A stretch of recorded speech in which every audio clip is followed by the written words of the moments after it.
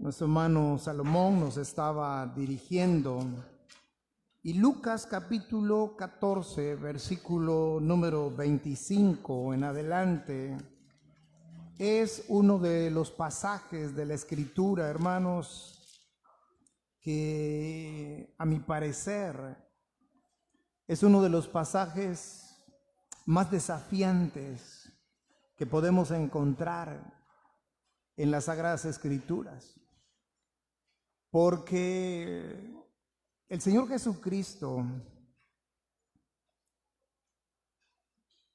fue un hombre, porque debemos recordar que cuando estamos hablando del Señor Jesús, de su paso por esta tierra, Él fue 100% hombre.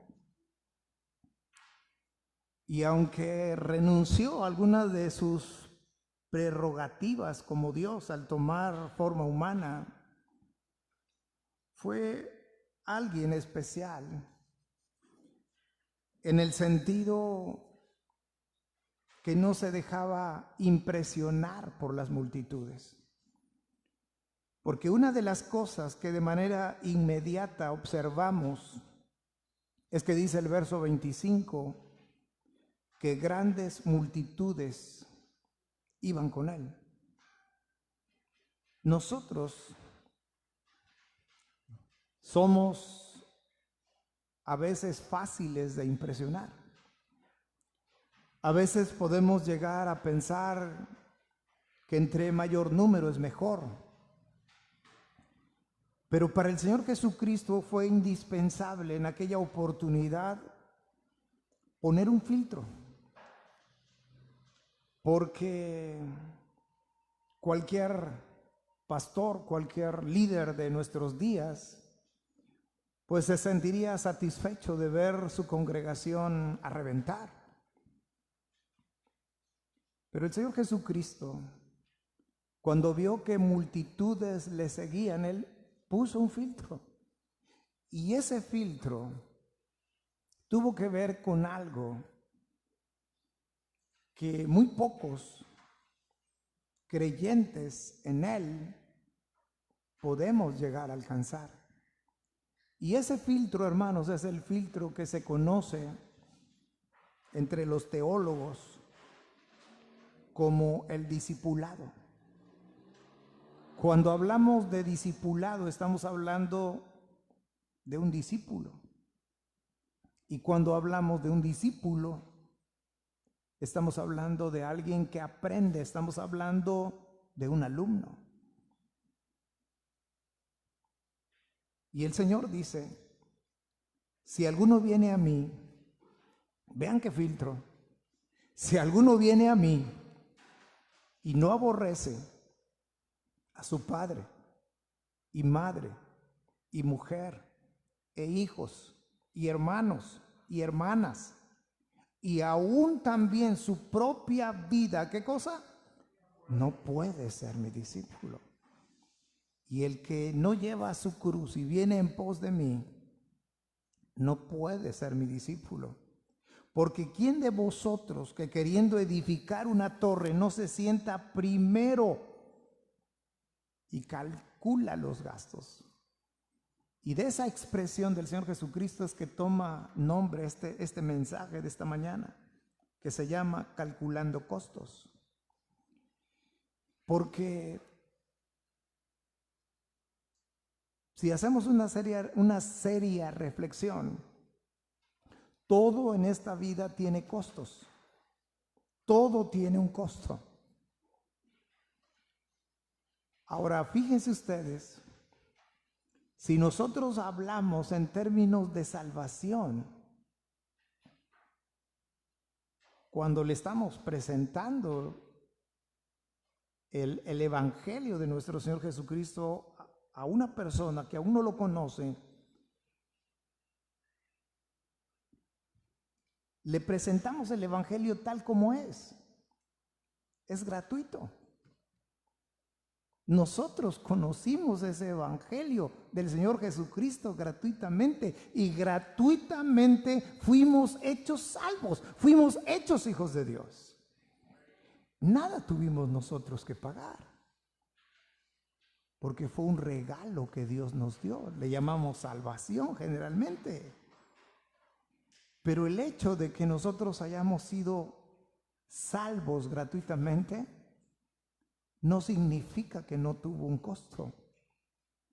Lo que cambia con la salvación es que nosotros no lo tuvimos que pagar. Pero hubo alguien que sí tuvo que pagar un alto precio para que cada uno de nosotros seamos salvos, seamos hijos de Dios, somos herederos hoy de la vida eterna. En términos de salvación, hermanos, no tenemos nada que pagar, no tuvimos nada que pagar. Fue gratuito y sigue siendo gratuito y seguirá siendo gratuito. Pero lo que no es gratuito, hermanos, es el discipulado. Y sobre eso hoy, hermanos, vamos a estar meditando. Y pensemos en los diferentes escenarios de la vida donde se tiene que pagar un costo. Alguna vez oí decir a alguien que estudiar, hablando de la preparación académica, es algo costoso. Pero esa misma persona decía que es más costoso no estudiar. Porque si estudias tiene un costo. Imagínense a nuestros jóvenes estudiando, los que se comprometen con el estudio porque quieren sacar adelante una carrera universitaria, tienen que pagar un costo. En vez de estar descansando o paseando o en las redes sociales, tienen que estar estudiando. Están pagando un costo. Pero sus amigos, los que se la llevan tranquila, lo que no les importa, pues están ahí llevándosela tranquila. Pero más adelante pagarán un costo. Ahora, hablar del discipulado, tenemos que pagar un costo. Si queremos realmente, hermanos, convertirnos en discípulos del Señor, tenemos que pagar un costo. Pero si decidimos nosotros solamente ser creyentes y no discípulos, ¿qué creen que va a pasar? También vamos a tener que pagar un costo. Ahora, hay un problema de raíz entre los creyentes de nuestros días, porque nunca nos han enseñado que quizás que el propósito no es solamente que creamos en Dios, que creamos en el Señor Jesucristo, sino que nos convirtamos en discípulos de Él. Y digo que el problema es de raíz porque cuando pensamos, fíjense, cuando pensamos en la gran comisión, ¿en qué pensamos? En hacer creyentes. Voy a evangelizar para hacer creyentes. Pero no nos mandó el Señor a hacer creyentes. Si nosotros leemos Mateo 28, 19, dice, id y haced, ¿qué cosa? Discípulos a todas las naciones. Pero el propósito es hacer discípulos. Por eso el Señor dice, enseñándoles que guarden todas las cosas que os he mandado. Ahora, el Señor está hablando aquí, hermanos, porque esa gran multitud de personas le seguía. Pero el asunto es por qué esa multitud le estaba siguiendo al Señor. No es el objetivo, pero si usted revisa capítulos anteriores o los evangelios que van relatando el ministerio del Señor Jesucristo de manera paralela a este pasaje, nos vamos a dar cuenta que el Señor Jesucristo los seguían porque en algún momento los alimentó. Otros los seguían porque querían hacer de Él un rey, pero no un rey del cielo, sino un rey que los libertara del yugo de la esclavitud romana. Y el Señor siempre enfrentaba a la multitud. Y en esta ocasión Él tiene que poner ese filtro. Muchos fueron sanados, así que mucha gente lo seguía por obtener de Él la salud. Entonces el Señor dice, oigan, si alguno no aborrece a su padre, a su madre, a su mujer, a hijos, hermanos, hermanas y aún su propia vida, no puede ser mi discípulo. Y es cuando Él entra y dice en el verso 28, ¿quién de vosotros queriendo edificar una torre no se sienta primero y calcula los gastos a ver si tiene lo que necesita para acabarla?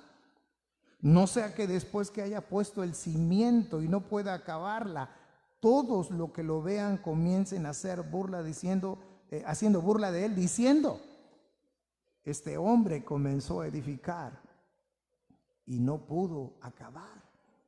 ¿O qué rey al marchar a la guerra contra otro rey no se sienta primero y considera si puede hacer frente con 10,000 al que viene contra él con 20,000? Y si no puede, cuando el otro está todavía lejos, le envía una embajada y le pide condiciones de paz. Y vean de qué manera concluye. Así pues, cualquiera de vosotros que no renuncia a todo lo que posee, ¿qué cosa? No puede ser mi discípulo.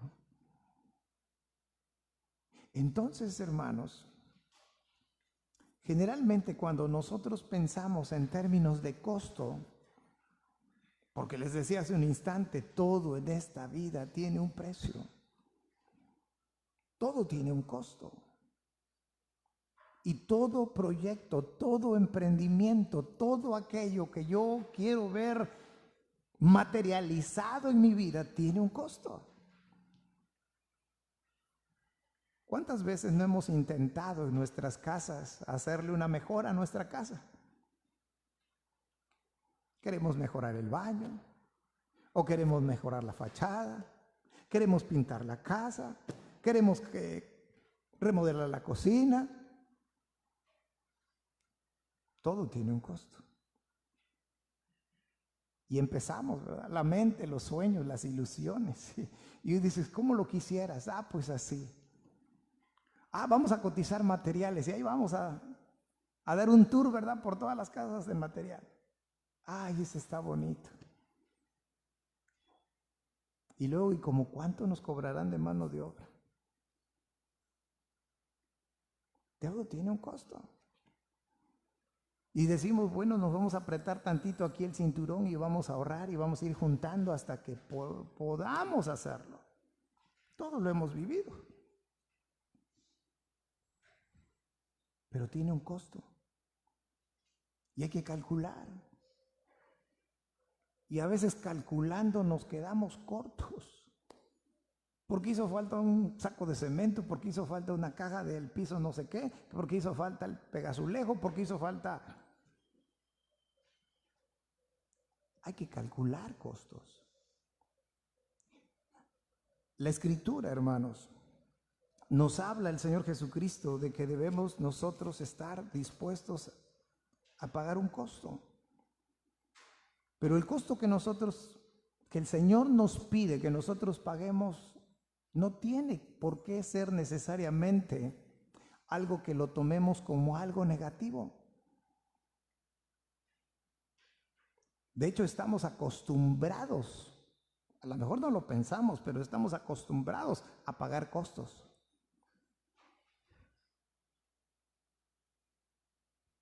Si usted va a la tienda favorita de su conveniencia cuando viene a la iglesia, aquí la de la esquina, si se va a comprar un yogur, ¿paga o no paga el costo? Lo pagamos.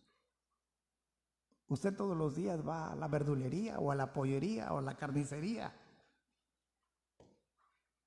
Tiene que pagar un costo.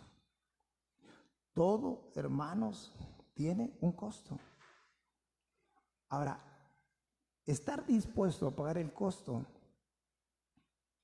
para aprender y crecer y llegar a ser lo que Dios quiere que seamos, vale la pena estar dispuesto a pagar el costo. Porque, insisto, lo que el Señor quiere es que nosotros, hermanos, nos convirtamos en discípulos. Ahora, esta porción del versículo 26, hermanos, sin duda que hay una palabra ahí que suena fuerte y casi podríamos decir que es hasta poco aceptable, porque usa la palabra, ya la notaron, ¿verdad? Usa la palabra aborrecer. O sea, el Señor me está pidiendo que yo odie a mi padre o a mi madre o a mis hijos o a mis hermanas. ¿Eso está pidiendo el Señor? No, no.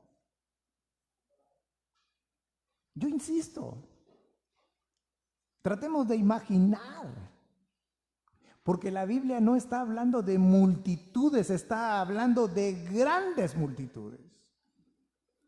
Imagínense todo el número de personas que se juntaban alrededor del Señor Jesucristo. ¿Cuántas serían? ¿Quién sabe? Pero eran grandes multitudes. Y el Señor, hermanos, necesitaba ver el grado de compromiso que tenían con Él. Las motivaciones por las cuales se acercaban a Él. Porque las motivaciones siempre van a ser importantes cuando se trata de acercarse al Señor. ¿Por qué buscamos al Señor? ¿Por qué oramos al Señor? ¿Qué nos mueve estar en comunión con el Señor? Hablaríamos de las motivaciones. Poniéndolo en un sentido más práctico, ¿por qué está usted hoy aquí en la iglesia? Esa es una motivación. Porque las motivaciones también importan, hermanos. ¿Venimos porque queremos algo de parte del Señor? ¿O venimos porque Él es el Rey de Reyes? Él es el Señor de señores. Él es digno en todo momento, hermanos, de ser honrados. Nosotros haríamos mal en buscar al Señor por sus bendiciones. Porque como hijos de Dios no necesitamos nosotros andar en búsqueda de las bendiciones del Señor. No necesitamos. ¿Por qué digo que no necesitamos? Veamos lo que dice uno de los salmos más conocidos. Hasta música se le puso y en esta iglesia al menos lo cantamos, el Salmo 23. Pero veamos lo que el salmista dice aquí, el testimonio que da el salmista. Fíjense, en primer lugar dice: Jehová es mi pastor. ¿Nada qué? Nada me faltará. Hay pasajes que me llaman la atención, como el Salmo 23:1. No sé inglés, pero de repente me gusta darle una ojeada a la versión King James. Y este versículo es uno de los versículos que más me llama la atención en inglés. Voy a decir, bueno, y si no sabe inglés, ¿cómo puede leer la Biblia en inglés? Bueno, no sé hablar inglés, pero tengo cierta facilidad de lo que se llama lectura de comprensión. Aclarando, porque decir, bueno, entonces, ¿cómo la lee, no? Pero este salmo en inglés, ¿saben cómo dice? Jehová es mi pastor, nada me falta. ¿Qué diferencia hay, hermanos? Exacto. Yo puedo estar diciendo aquí en español, Jehová es mi pastor, Mañana, pasado, la siguiente semana, ¿qué cosa? Pero en inglés dice, nada me falta. Luego dice, en lugares de delicados pastos. ¿Cuál es tu necesidad? Pues Dios va a obrar conforme a nuestra necesidad. Dice el salmista, en lugares de delicados pastos me hará descansar. Junto a aguas de reposo me pastoreará, confortará mi alma. Me guiará por sendas de justicia por amor de su nombre. Aunque ande en valle de sombra de muerte, no temeré mal alguno, porque tú estarás conmigo. Tu vara y tu cayado, ¿qué cosa? Me infundirán aliento, aderezarás mesa delante de mí en presencia de mis angustiadores. Unges mi cabeza con aceite, mi copa está rebosando. ¿Saben por qué los traje a este salmo? Por el verso 6. Porque el verso 6 dice, ciertamente el bien y la misericordia. ¿Cuáles son las siguientes dos palabras? Esa. Dos palabras dije. Me seguirán. ¿Comprendemos? Me seguirán todos los días de mi vida. Ahora, lo que estoy tratando de presentar es que no tenemos la necesidad de buscar a Dios y de comprometernos con Él por lo que Él nos da. No vamos en búsqueda de lo que Él nos da. No andamos buscando ni vamos detrás de las bendiciones que Él nos da. Porque las bendiciones nos siguen a nosotros. Entonces, ¿por qué vamos a buscar nosotros a Dios? ¿Por lo que Él da o nos hace? ¿O por lo que Él es, hermanos? Por lo que Él es. Y ese es el punto principal aquí. Ahora, dice la Escritura, volviendo a Lucas capítulo 14, si alguno viene a mí y no aborrece a su padre, madre, mujer, hijos, hermanos, hermanas, ni aún su propia vida, no puede ser mi discípulo. Si nosotros vamos al Evangelio de Mateo capítulo 16, versículo número 24, nos vamos a encontrar con un pasaje en el cual el Señor habla también del discipulado. Habla de que Él quiere que cada uno de nosotros no solamente sea un creyente, sino que sea un discípulo. Y dice el Señor, si alguno quiere venir en pos de mí, ¿qué cosa? Bueno, ahí está, hermanos, la explicación que en Lucas nos puede parecer inapropiado, agresivo, no correcto, de que debo aborrecer a mi padre, a mi madre, a mi hermano, a esto, al otro, aún mi propia vida.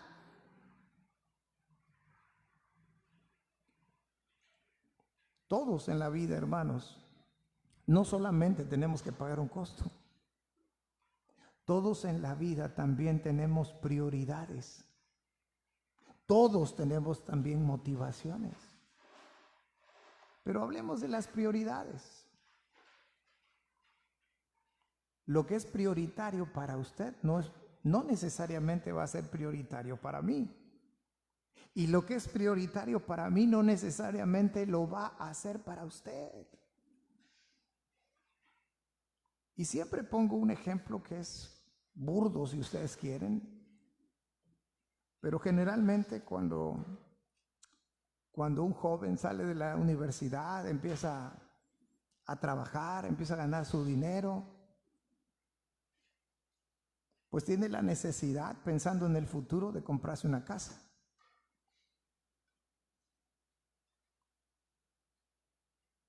Pero el joven dice, necesito un carro.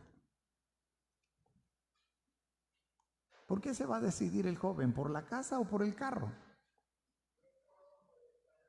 Depende. ¿Saben de qué depende? De las prioridades.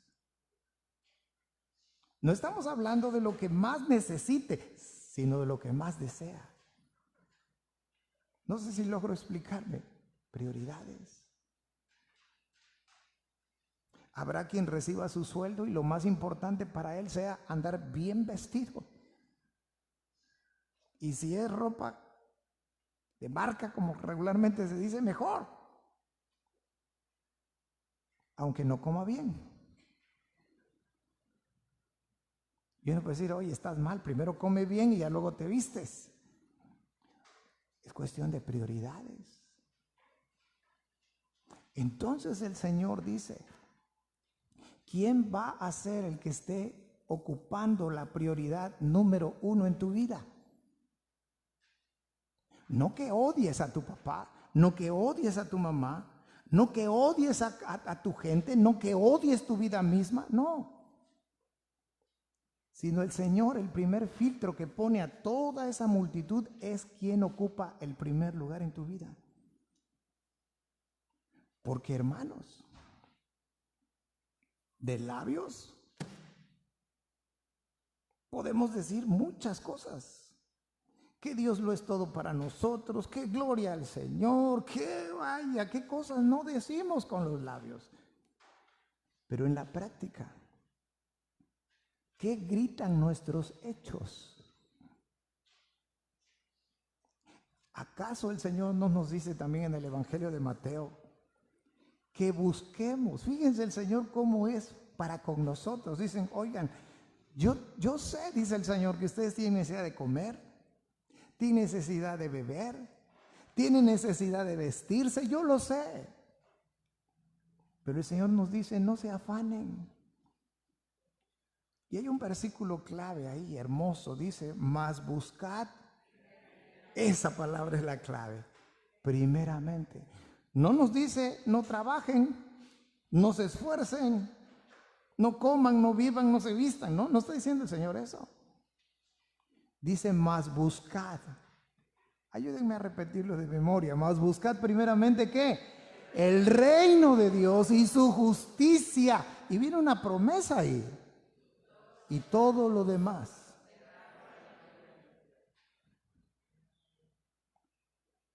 La pregunta es, ¿lo creemos? ¿Ese versículo lo creemos?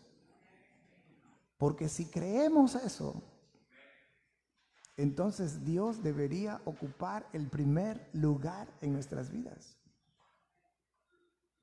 Espero haberme logrado explicar esto, hermanos.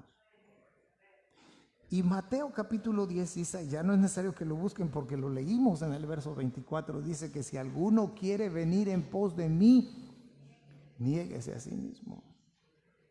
La naturaleza humana, los seres humanos somos egoístas, hermanos. Generalmente nosotros siempre estamos pensando primero en nosotros, luego en nosotros y después en nosotros. Somos egoístas de manera natural. Y el Señor dice, bueno, ¿tú quieres venir en pos de mí? ¿Tú quieres ser un discípulo mío? Lo primero que tienes que hacer es negarte a ti mismo. Y esa es la implicación que tiene el pasaje allá en Lucas. Amamos a nuestros padres, qué bueno, el Señor, porque no hay ninguna contradicción en la Escritura. Imagínense que el Señor en Lucas capítulo 14 nos estuviera diciendo que debemos realmente odiar a nuestros padres. ¿Cómo va a decir eso el Señor si en Éxodo capítulo 20 el primer mandamiento con promesa ¿cuál es? El Señor nos está diciendo, honra a tu padre y a tu madre para que tus días... Entonces, ¿cómo acá nos va a mandar a honrarlos y acá nos va a mandar a aborrecerlos? No. Si usted ama a su papá, pues no está haciendo nada de más. Gracias al Señor porque lo ama. Ama a sus hermanos, gracias al Señor. Se ama a usted mismo, qué bueno. Malo sería que ni usted mismo se quisiera. Hay gente que no se quiere ni a sí misma. Pero sobre todos esos amores debe estar el Señor en primer lugar. Siempre el primer lugar. Ahora, si nosotros, hermanos, seguimos analizando aquí, dice el Señor Jesucristo, y el que no lleva su cruz. Estoy en el versículo 27 de Lucas capítulo 14, dice, y el que no lleva su cruz y viene en pos de mí, no puede ser mi discípulo. ¿Cuántas veces, durante cuántos años no hemos escuchado esa expresión? Es que esa es su cruz.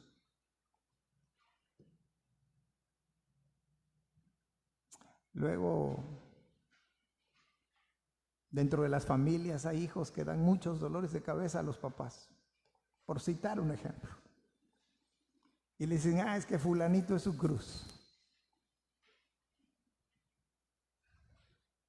¿A eso se referirá el Señor Jesucristo aquí? No. No se refiere a eso. El apóstol Pablo, si ustedes recuerdan, hermanos, él dice en Gálatas capítulo 2, versículo 20, con Cristo estoy juntamente crucificado y ya no vivo yo, mas vive Cristo en mí. Y lo que ahora vivo en la carne, lo vivo en la fe del Hijo de Dios, el cual me amó y se entregó a sí mismo por mí. ¿Qué hizo el Señor Jesucristo por nosotros, hermanos? Él sí tuvo que cargar la cruz en el cual Él pagó nuestra deuda de pecado, para que nosotros hoy seamos lo que hoy somos delante del Señor, somos sus hijos. Ahora, Él estuvo dispuesto a hacer un sacrificio, Él estuvo dispuesto a pagar un costo para nuestra salvación.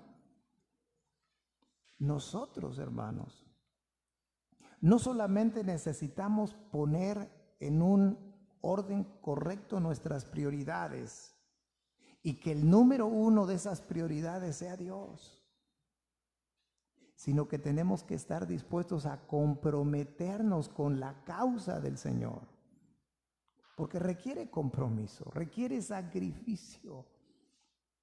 Y mucha gente abandona caminar con Dios y el evangelio al cual han oído, han conocido, han comprendido que es la verdad, saben qué es lo que más le conviene y dan un paso atrás cuando escuchan que hay un pago, hay un costo que pagar, que se requiere poner a Dios en primer lugar, que se requiere hacer un compromiso con Dios. Muchas personas en cultos como este, el predicador hace una invitación a hacer votos, a hacer compromisos, y la gente se compromete porque se emocionan y hacen votos a la ligera. Y Eclesiastés 5 habla de eso, que te acerques más bien para oír que para hacer votos. Porque cuando se llega a sentir el costo de hacer un compromiso con el Señor, es que muchos se van quedando en el camino, porque no están dispuestos a tomar esa cruz. Entonces, nosotros hoy, hermanos, deberíamos hacer una evaluación de quién está en primer lugar en nuestra vida. ¿De qué tamaño es el compromiso que nosotros tenemos con Dios? ¿Realmente estamos comprometidos con Dios? Sigue diciendo la Escritura. Porque ¿quién de vosotros, queriendo edificar una torre, no se sienta primero y calcula los gastos, a ver si tiene lo que necesita para acabarla? Todos en algún momento, hermanos, para nosotros es, si ustedes quieren, de alguna manera normal ver que algo se empieza y no se termina. Hablo de una edificación. Se acaban los recursos y se para la obra. Vemos obras, a veces lo que se le llama obra negra, a veces vemos las obras como se le llama obra gris, o a veces vemos obras blancas. El caso es que no se acaba. Y observamos la edificación, lo que sea, y pues no pasa nada. Sabemos que no la terminaron. Pero en los tiempos en los cuales el Señor Jesucristo está diciendo esto, era una vergüenza, era una afrenta, era una humillación. Por eso dice el verso 29, no sea que después que haya puesto el cimiento y no pueda acabarla, todos los que lo vean comiencen a hacer burla de él.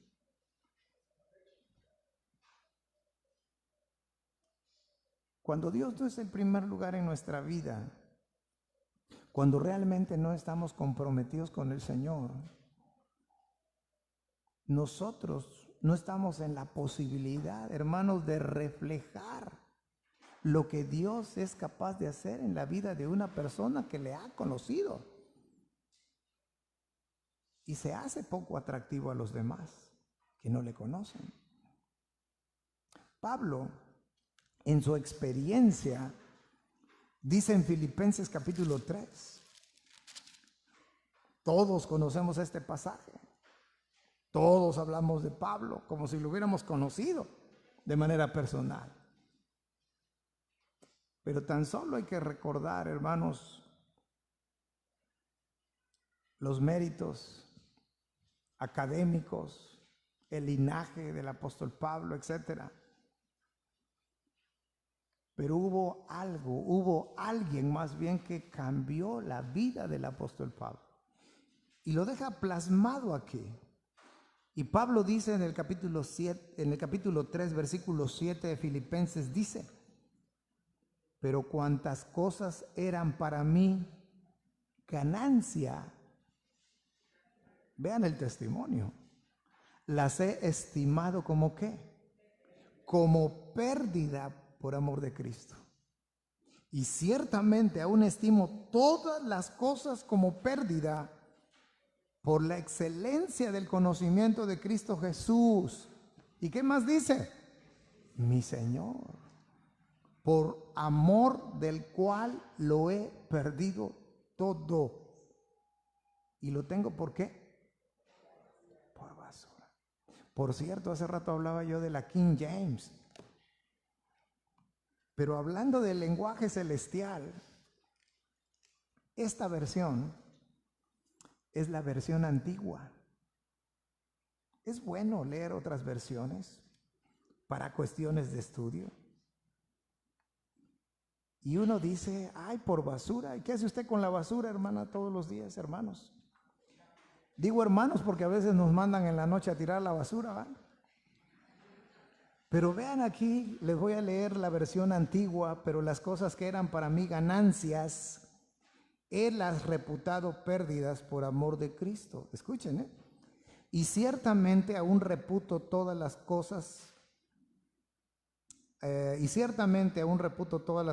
pérdida por el eminente conocimiento de Cristo Jesús, mi Señor, por amor del cual lo he perdido todo y lo tengo por estiércol para ganar a Cristo. Aquí está, si hay algún incrédulo entre nosotros, así dice. ¿Lo tiene por qué? Por estiércol. No necesita mayores explicaciones, ¿verdad? Todo lo que es más excelente que Pablo tenía, lo tenía por basura, lo tenía por estiércol. En Hechos, capítulo 4, encontramos, hermanos, un relato sorprendente, increíble,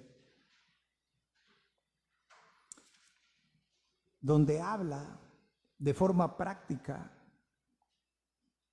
lo que es ser discípulo.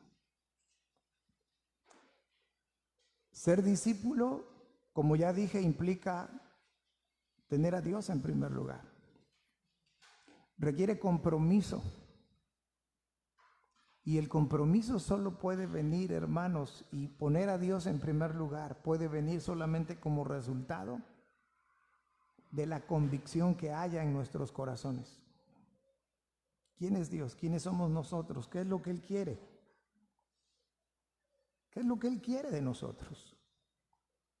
En Hechos capítulo 4 encontramos un testimonio claro, porque resulta que Pedro y Juan habían hecho un milagro. Eso lo encontramos en el capítulo 3, pero ya no lo vamos a leer. Vamos a ir directamente al capítulo 4, versículo 8 del libro de los Hechos, donde dice: entonces Pedro, observen, hermanos, ¿lleno de qué? Ahí está. Entonces Pedro, lleno del Espíritu Santo, les dijo: gobernantes del pueblo y ancianos de Israel, puesto que hoy se nos interroga acerca del beneficio hecho a un hombre enfermo, de qué manera éste haya sido sanado, sea notorio a todos vosotros y a todo el pueblo de Israel, que en el nombre de Jesucristo de Nazaret, a quien vosotros crucificasteis y a quien Dios resucitó de los muertos, por él este hombre está en vuestra presencia sano. Este Jesús es la piedra reprobada por vosotros los edificadores, la cual ha venido a ser cabeza del ángulo. Y en ningún otro hay salvación, porque no hay otro nombre bajo el cielo dado a los hombres en que podamos ser salvos. Ahora, vean el verso 13. Entonces, viendo qué. ¿Y qué es el denuedo, hermanos? ¿Qué es denuedo? Es una de esas palabritas que quién sabe a qué suena, a qué sabe, qué es, qué implica. Valor. Valor.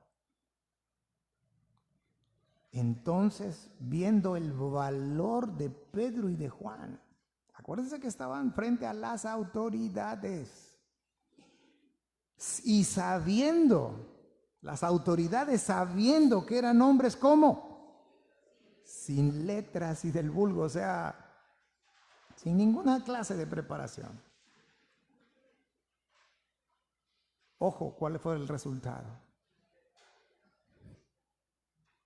Se maravillaban y les reconocían. ¿Por qué les reconocían? Les reconocían que habían estado con Jesús, y viendo el hombre que había sido sanado, que estaba en pie con ellos, no podían decir nada en contra. Entonces les ordenaron que saliesen del concilio y conferenciaban entre sí, diciendo: ¿qué haremos con estos hombres? Hermanos, la convicción da valor. Ahora les recuerdo solamente una cosa para concluir. Los hombres que Dios había utilizado como un instrumento en sus manos para hacer ese milagro, ¿fueron quiénes? Pedro y Juan. Pedro y Juan. ¿Cuánto no predicamos de Pedro? El Pedro de los evangelios.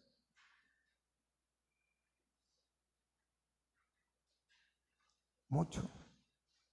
Decimos: es que Pedro impulsivo, es que Pedro esto, que Pedro que tomó la espada, que le cortó la oreja Pedro que negó a Jesús, el Pedro que se hundió, Yo pregunto, en estos versículos que leímos, ¿ve usted al mismo Pedro o a un Pedro diferente? A un Pedro diferente. ¿Cuál es la diferencia? Que ahora Pedro era un hombre lleno del Espíritu Santo. Pedro había puesto, no solamente con el paso del tiempo, sino con el paso de los tropiezos, las frustraciones, las lágrimas que Pedro tuvo que derramar, porque el Evangelio de Lucas dice que Pedro lloró amargamente.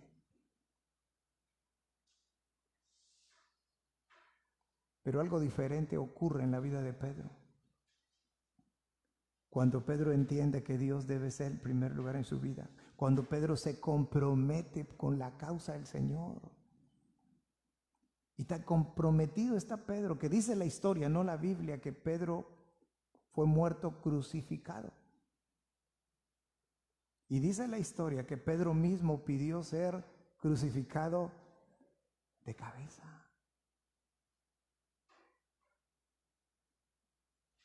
Entonces podríamos decir de alguna manera, hermanos, que vemos a un Pedro en los evangelios, pero un Pedro creyente, un Pedro arrebatado, un Pedro impulsivo, un Pedro dominado no por el Espíritu Santo, sino por sus emociones. Un Pedro que falló su fe.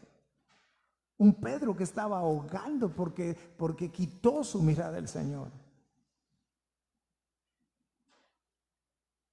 Pero en el libro de los Hechos, en sus cartas vemos a un Pedro diferente. Porque fue un Pedro que creció, un Pedro que se comprometió, un Pedro que puso a Dios realmente en primer lugar en su vida, un Pedro que fue lleno del Espíritu Santo, un Pedro con valor, un Pedro que fue un instrumento en las manos de Dios. Entonces hay diferencias, hermanos, entre ser un creyente y estar dispuesto a pagar el costo de ser realmente un discípulo del Señor Jesucristo. ¿Usted cómo se considera? ¿Como un creyente o se considera un discípulo? No es algo que me tenga que contestar. Es algo que cada uno de nosotros se tiene que responder a sí mismo. Decía minutos atrás, yo puedo decir, mis labios pueden decir que Dios es el primer lugar en mi vida. Pero la pregunta es, ¿realmente Dios es el primer lugar en mi vida?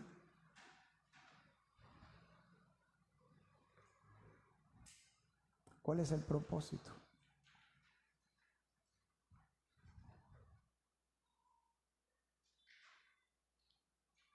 Son cosas que tenemos que buscar respondernos con honestidad. ¿Qué grado de compromiso tenemos con el Señor?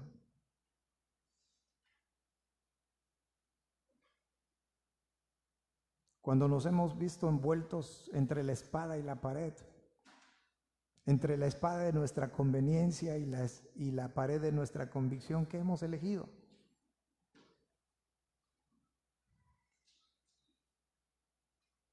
Algo más simple. Cuando tenemos oportunidad de hablar de Cristo, lo hacemos con valor. ¿Tenemos valor? ¿O nos da miedo? ¿O nos da nervios? ¿O callamos? Son pequeñas cosas que nos pueden indicar dónde estamos hoy. Pero lo que Dios está esperando de cada uno de nosotros es que seamos discípulos y no solamente creyentes. Los seres humanos generalmente tenemos un problema, hermanos. Primero queremos ser, con S-E-R, primero queremos ser antes de hacer, H-A-C-E-R. Y para hacer primero hay que hacer. Y muchos primeros quieren ser sin hacer. Si realmente queremos ser seguidores del Señor, ser discípulos, dejemos a Dios en primer lugar en nuestras vidas. Comprometámonos realmente con Él. Que nuestro compromiso sea mayor, porque esto que acabo de decir a lo mejor no fue expresado correctamente, porque no estoy diciendo que usted sea alguien falto de compromiso. A lo mejor usted necesita que su compromiso sea mayor con el Señor. Si algo distinguió la iglesia de los primeros años fueron esas cosas, hermanos. No les importaba nada, ni su propia vida, sino realmente servir y agradar al Señor. Pongámonos en pie. Ojalá Dios lo permita, porque a veces decimos, si Dios quiere mañana voy a la iglesia. Pues mi respuesta invariablemente va a ser, pues Dios si quiere. ¿O acaso Dios no querrá que vengamos a la iglesia? Tampoco podemos decir, si Dios quiere yo me voy a convertir en un discípulo. No, pues si Dios quiere, Dios si quiere. La pregunta sería, ¿yo quiero?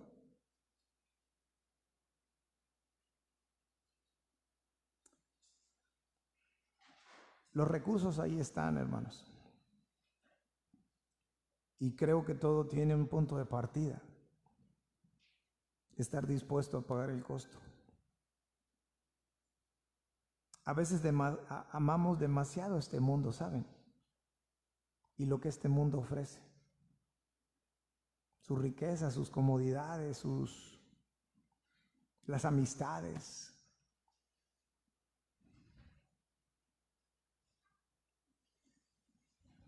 Pero ojalá que elijamos lo que tiene valor eterno. Ya somos hijos de Dios. Pongámoslo a Él donde a Él le corresponde.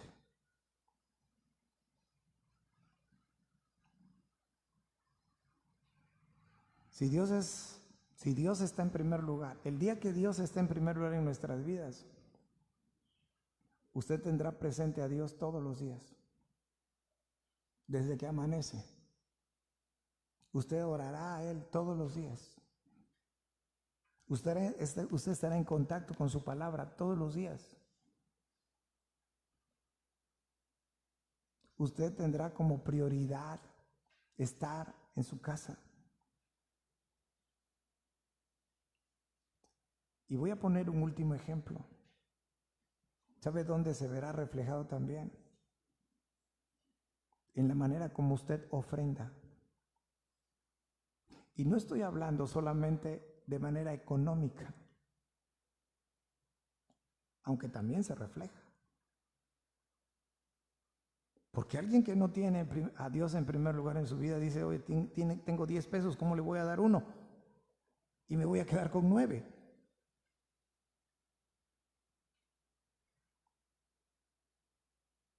Se ve reflejado. Pero no solamente ofrendamos dinero, ofrendamos tiempo, ofrendamos trabajo, ofrendamos involucramiento en la obra.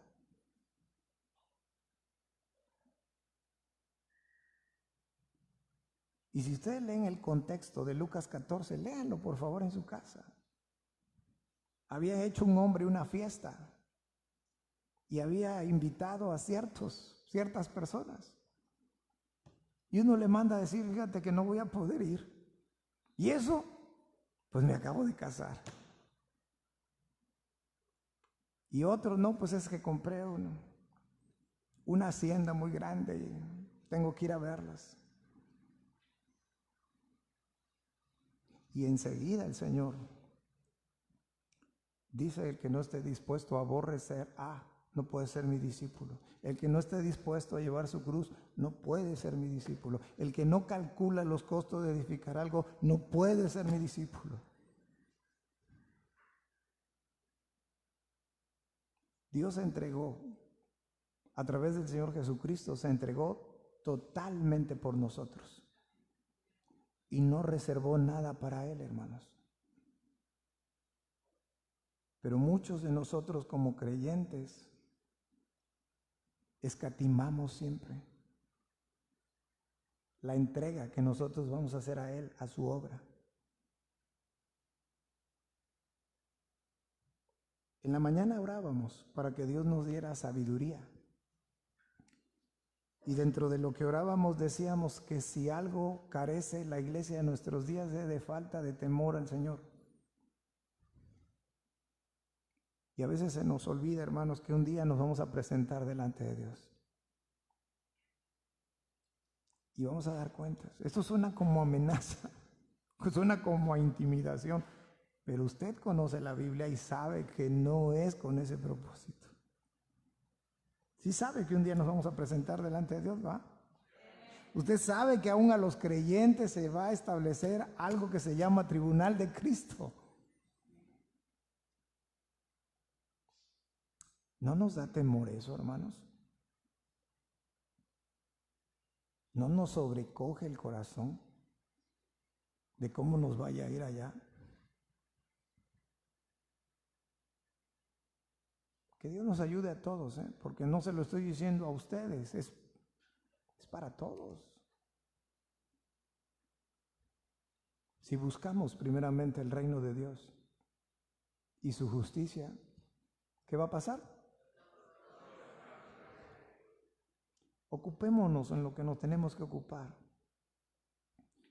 Permitamos que Dios ponga en orden nuestras prioridades. No lo hagamos nosotros porque nos vamos a equivocar. Que sea Él el que ponga orden a nuestra vida. Porque aún como creyentes, nuestra vida en muchos casos está desordenada. Oremos. Bendito y poderoso Dios que moras en los cielos, te damos gracias una vez más en esta tarde, Señor, por habernos dado el especial privilegio de poder estar aquí en tu casa. Estuvimos por una hora orando, buscando estar en comunión contigo, Señor, abriendo nuestro corazón delante de ti. Nos permitiste alabarte a través del canto, nos permitiste reconocerte, Señor, y te dimos gracias por la manera como has venido obrando en nuestras vidas. Nos humillamos delante de ti, Señor, a través de las peticiones, reconociendo que sin ti nada podemos hacer. Nos permitiste participar del sostenimiento de tu obra a través de las ofrendas, Señor. Y finalmente nos permitiste llegar a este tiempo, Señor, de meditar en tu palabra.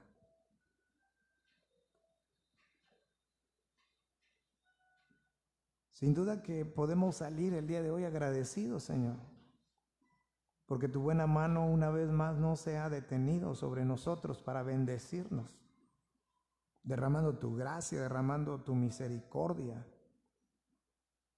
Y aquí estamos delante de ti, Señor.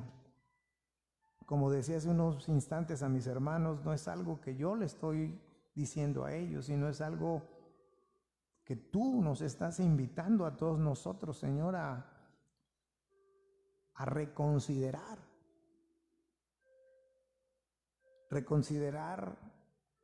acerca del lugar que tú estás ocupando realmente en nuestras vidas, a considerar cuál es nuestro grado de compromiso contigo, considerar hasta dónde estamos dispuestos a sacrificar por ti, Señor.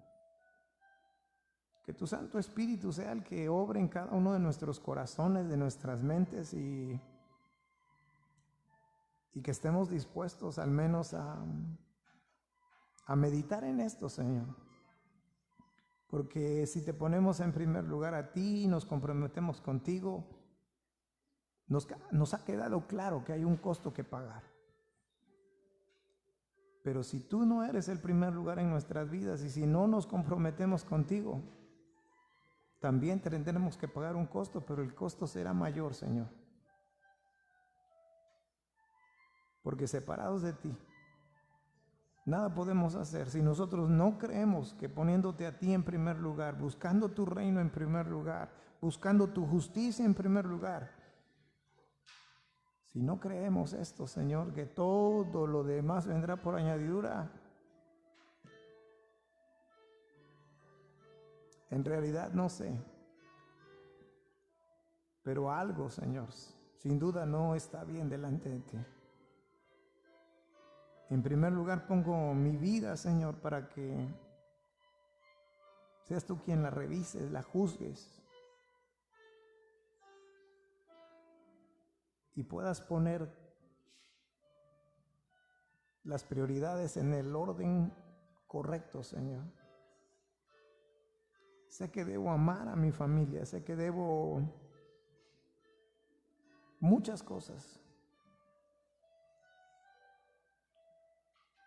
pero el mayor amor que debo sentir es por ti, Señor. Sé que tengo responsabilidades que cumplir en la iglesia, en el hogar, pero mi mayor compromiso debe ser contigo, Padre.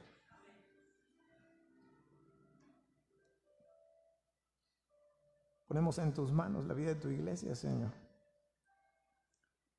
para que sigas tú sustentándola como lo has hecho a lo largo de los siglos, Padre. Así como preparaste a Pedro y a Juan para presentar defensa con mansedumbre, que así, Señor, nosotros siempre estemos listos en los desafíos de la vida, Señor, en los desafíos donde se ponga a prueba realmente nuestro compromiso contigo, Padre. Despídenos en paz, Señor. Seguiremos nosotros orando por la vida de tu iglesia, por las necesidades espirituales, seguiremos orando, por las necesidades de salud, seguiremos orando, por las necesidades de trabajo, seguiremos orando, por la economía, seguiremos orando, por nuestros hermanos que están afectados también por asuntos morales, seguiremos orando. Seguiremos orando por todos, Señor. Y sé con nosotros, Padre. ¿Qué nos depara esta semana? No lo sabemos. Pero de lo que sí estamos ciertos es de que tú estarás con nosotros, Señor. Gracias por bendecir a tu iglesia. Y llévanos bajo esta bendición en paz, gozosos, por haber estado en una comunión contigo, Señor. Y que tu Santo Espíritu siga exhortándonos, Señor, para seguir adelante, pero de una manera mucho mejor de lo que hasta ahora hemos hecho, Padre. Te damos gracias en el poderoso nombre de nuestro Salvador, nuestro Señor Jesucristo. Amén. Nos despedimos, hermanos, que el Señor nos siga bendiciendo, no dejemos de saludar a nuestras visitas y no dejemos también de orar unos por otros.